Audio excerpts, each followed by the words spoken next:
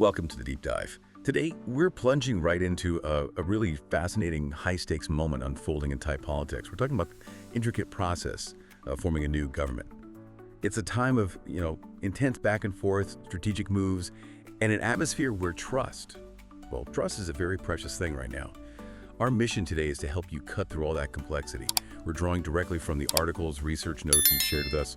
We want to explore the key players, their frankly surprising strategies, and the twists that are making this whole situation so compelling. Think of it like navigating a political maze, maybe. Every turn could lead to success or a pretty big setback.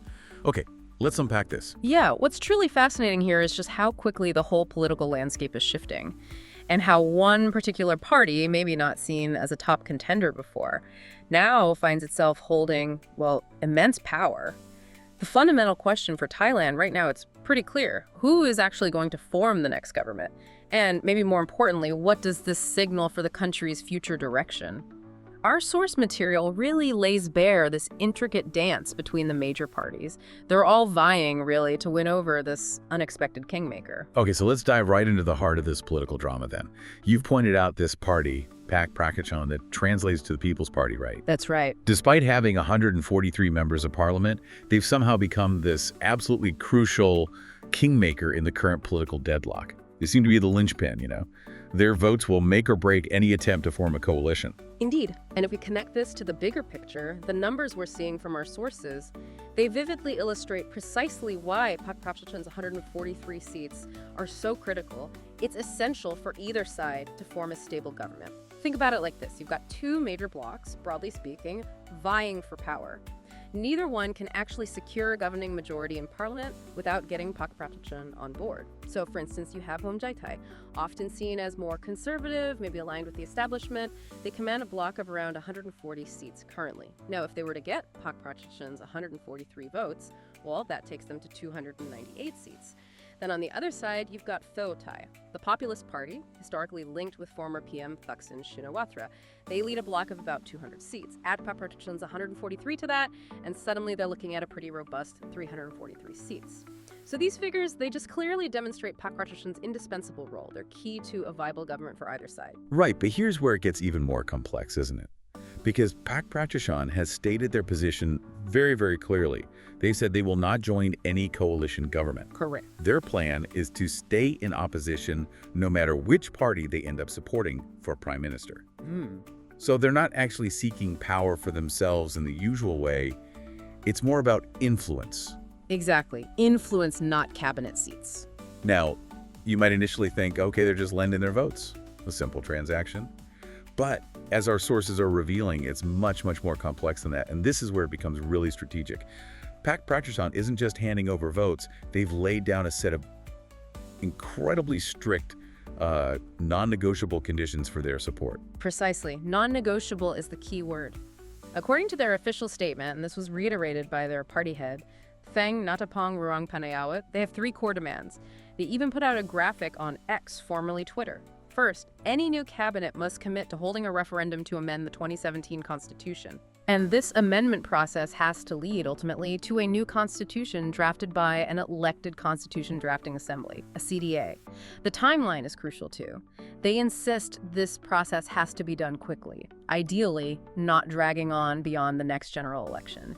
And that emphasis on an elected CDA, that's really important for ensuring public buy-in, Alleged. Okay, got it. What else? Second, the new prime minister must dissolve parliament within 4 months of delivering their policy statement to the legislature. 4 months, that's a very specific time frame. It is, and they're calling it a critical non-negotiable threshold. 4 months.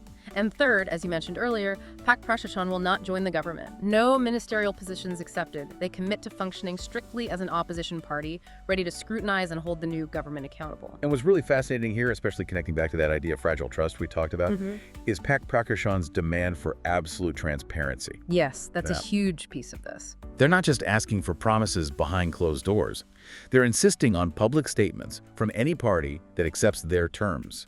And even, get this, official live stream negotiations at their headquarters. That's right. It's a very clear attempt to avoid any perception of a deal made in the shadows, trying to build public confidence in the process. Okay, so naturally, these really tough conditions have sparked some fierce competition for Pak Prachachan's backing. Let's look at the two main suitors, the two main parties trying to win them over. First up, Phumjatthai, led by Anutin Charnvirakul. They took a noticeably swift and direct approach. Very swift. Anutin himself didn't waste any time.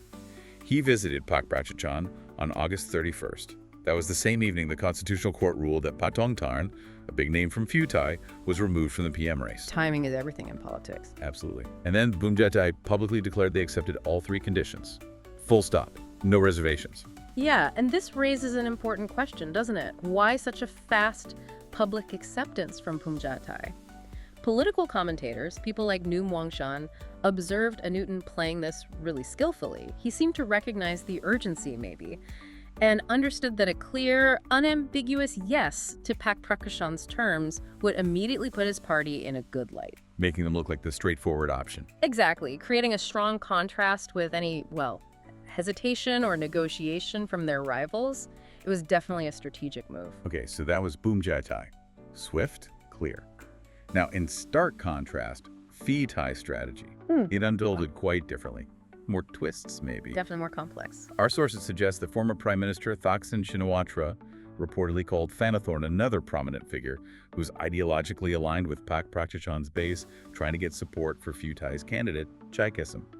But when it came to those specific conditions, Pheu Thai initially proposed extending the parliament dissolution period from 4 months to 6 months. That's right, 6 months. Which Pak Prachachan immediately shot down.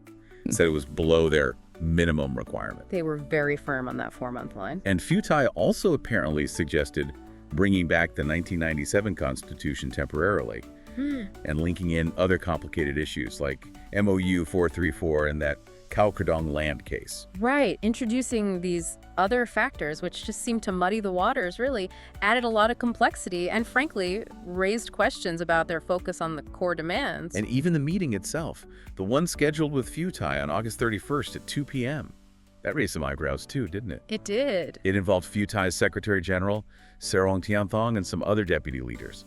But noticeably absent, the actual PM candidate, Chai Khesum, and other top decision makers like Somtham, who you'd normally expect in such crucial talks. Yeah, the level of representation sent a message, intended or not. So what's truly fascinating here is just how different these negotiation styles were. A stark contrast, absolutely. And how quickly those differences were, well, interpreted by political observers who follow this closely. Commentators like Chur Pornica, Athawit Kitsawangsuk, also known as Baitong Hang, and Tawan Ten, they all voiced doubts, pretty openly, about Pheu Thai's sincerity. What were they pointing to? Directly at the, let's say, relatively lower level of their negotiating team, and those unclear additional proposals. They saw these as signs of maybe a lack of genuine direct commitment. Especially compared to Phumjatthai's clear yes. Exactly. It suggested, to them at least, a perceived attempt to maybe dilute the conditions or divert the conversation. And that didn't play well, either with the public or likely with the Kingmaker party itself. Okay, so amidst all this negotiating, all this speculation, you have Thang Natapong Rangpanayawut, the head of Pak Prachachan. And he seems to have maintained a remarkably firm and consistent message throughout. He's been directly addressing the controversies, the rumors swirling around, trying to cut through the noise. Absolutely unwavering is the phrase I'd use. He explicitly rejected any idea of secret deals or under-the-table talks, really reinforcing Pak Prakachan's commitment to that transparency piece. He stated very clearly, any official proposal must come from party executives directly to him and leadership at their headquarters, openly. And crucially, he confirmed Phumjatthai has met these criteria. They came, they talked, they agreed publicly. Whereas Pheu Thai hadn't at that required level. Correct. Despite maybe claims of agreement flying around, he said Pheu Thai had not engaged at the required executive level or met the transparency standard in the same way, and he just kept reiterating. The 3 conditions are a minimum. They're absolutely not up for compromise. So extending that 4-month dissolution period, for example, it's a non-starter. Completely unacceptable. No room for negotiation there, according to him. Thang also made a point to firmly state that Pak Prakachon will not vote for Prayut Chan-o-cha as PM, just closing that door firmly. And significantly, he made it clear that their trust in whichever party they might support, well, that trust will ultimately be proven by the new government's actions, not just its words. Actions speak louder than words. Pretty much. As the opposition, Pak Prakachon pledges to use parliamentary tools, things like no confidence debates under Article 151, which lets the opposition really challenge the government to ensure strict compliance with those conditions. They also signaled they intend to prevent any interference in justice, citing concerns like that Khao Kradong case again, and also alleged fraud in senator selection. They plan to be watchful. And he also stressed again why that 4-month timeline for dissolving parliament is so vital. It apparently aligns with the Constitutional Court's upcoming ruling, expected around September 10th, on how many referendums are needed for the constitutional amendment process. So it's a strategically chosen deadline, not just an arbitrary number. Wow. So what does all this mean when trust is clearly so fragile? And information, and sometimes, let's be honest, misinformation is just flying around from every direction. We've even seen examples of fake news circulating, haven't we? Like those rumors that Pak Prakachon was suddenly adding 2 more conditions. Right. The ones about releasing Section 112 prisoners, that's the lèse majesté law, and demands about elderly pensions. And other rumors suggested Bumjatai was secretly offering, 8 cabinet seats? Yes, all of which Pak Prakachon was very quick to deny. They just kept reaffirming. It's these 3 core demands, nothing more, nothing less. It really underscores just how volatile this whole information environment is, doesn't it? How careful everyone, the public, the parties has to be in figuring out what's real and what's just political noise during these high-stakes talks. Okay, so let's bring you right up to the present moment then, setting the stage for what feels like the climax of these negotiations. That official, publicly broadcast meeting between Pheu Thang and Pak Prakachon, that did actually happen on August 31st. That's right, it took place. So the next really crucial step in this political chess game is Pak Prakachon's internal party meeting. That's scheduled for September 1st. This is where their leadership is expected to make their final decision. Which party, if any, will they support for prime minister? And that decision then directly paves the way for the actual prime ministerial vote in parliament, the big one. Exactly. This isn't just another political maneuver. It feels like a decision loaded with immense historical weight. It seems poised to significantly shape the future of Thai governance, potentially even altering the nation's basic legal framework through that constitutional amendment push. The choices Pak Prakachon makes, literally in the coming hours or days, could have ripple effects for years. And if we connect this back to the bigger picture, think about this. Regardless of the immediate outcome, regardless of who actually forms the next government, Pak Prakachon has, in a way, already succeeded.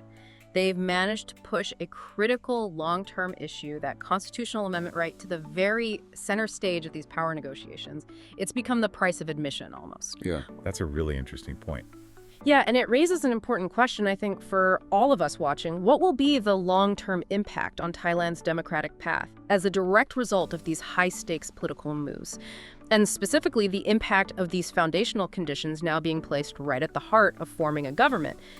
It really forces us to consider how this kind of strategic leverage by a party not seeking direct power itself might fundamentally reshape a nation's future. Well, thank you for joining us on this deep dive into the really intricate world of Thai politics today. It's definitely a complex landscape. We hope we've managed to give you a clearer, maybe more nuanced picture of the forces and strategies currently at play. Now, just reflecting on this whole scenario, where trust is so thin and agreements are so critical, it makes you wonder, doesn't it? What do you think truly constitutes a trustworthy political agreement in today's global landscape? And how might these kinds of transparency tools that Pak Prakachon is pushing for, like live stream negotiations, how might they actually redefine public accountability and trust in governance moving forward? Not just in Thailand, but anywhere. It's definitely something to ponder as you navigate the news and observe political processes, perhaps in your own context. Until next time, keep digging, keep learning, and keep asking the big questions.